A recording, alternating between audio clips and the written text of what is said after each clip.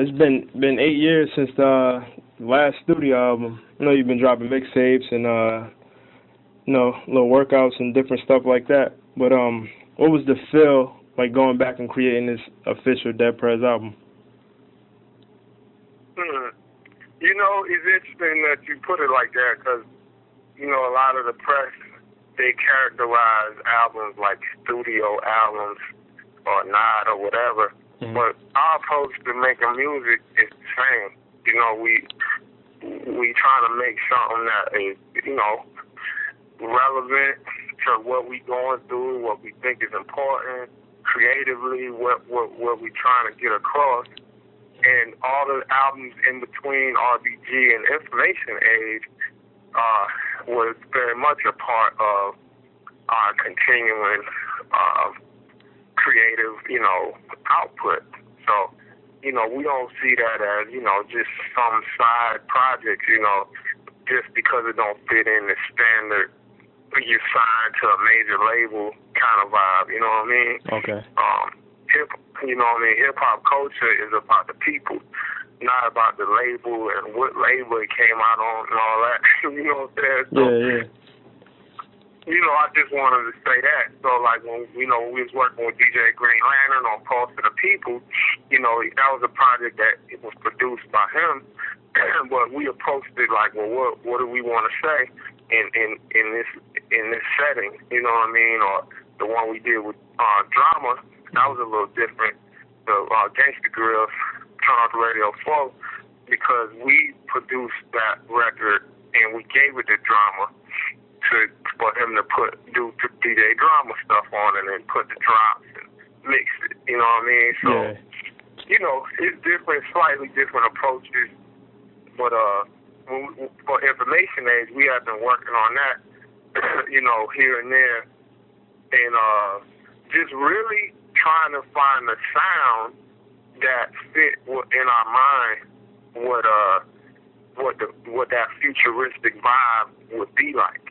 Okay. And so it just kind of took a while for us to find music that we felt was out of the box of our normal, but it still has soul and some bump on it, so that we could do what we do.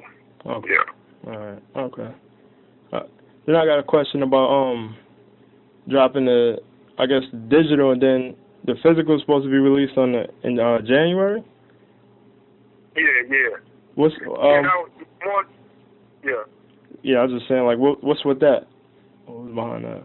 Well, that's the label. You know what I mean? When we used to rolling on a small raft. Mm-hmm. You know what I mean? The label is more of a cruise ship.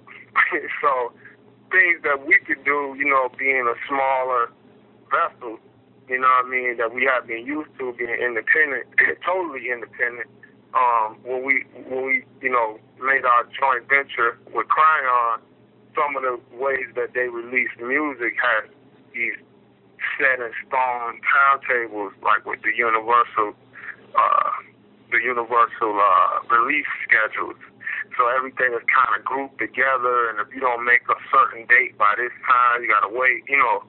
So that was more a label thing, and so we just said cool, because we wanted to get Info Age out this year because it's been so long and we've been promoting it and fans been waiting on it. So we just said, all right, we're going to put it out now, and we're going to put some new material on the physical. And that way, you know what I mean, it can come out, people that's been waiting on it could get it, but the physical copy going to just be enhanced, have some more music on it, and hopefully everybody be happy. Okay. You know? Yeah. Okay.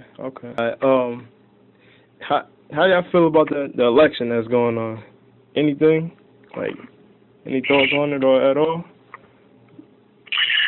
I mean, it's another one. It's another one of them. You know what I mean? Pretty much. You know what I mean? They doing it again, huh?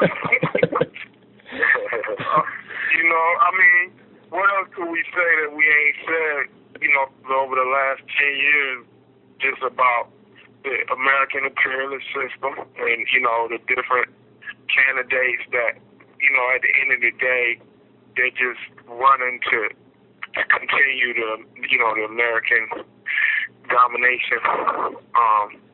And because Barack is involved nowadays, obviously it makes certain kind of things more clear or more confusing depending on who you are, how you're looking at it.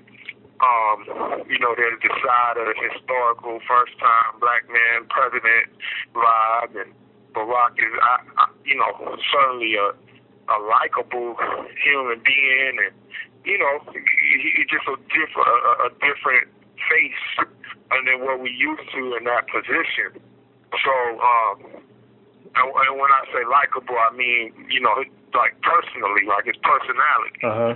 I mean, but when it boils down to it, and you can see in the debates as well as our lives out here, he's just as much for the pro-Israel domination of these different black and brown countries.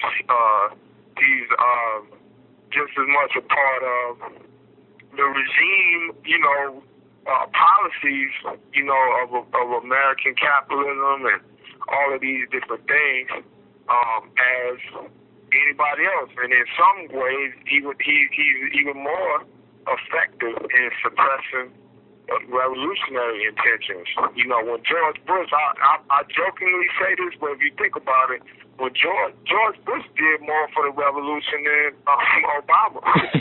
Because when George Bush was in office, it was like 99% of the people was ready to set it. Yeah. Right? Now everybody comfortable. So exactly. So, but when Obama came through, it was like, oh, let's give America a chance. Yeah. And so, so my take on it is, people are not. I believe in the intelligence of the people, and I don't think people are as stupid as people try to act like.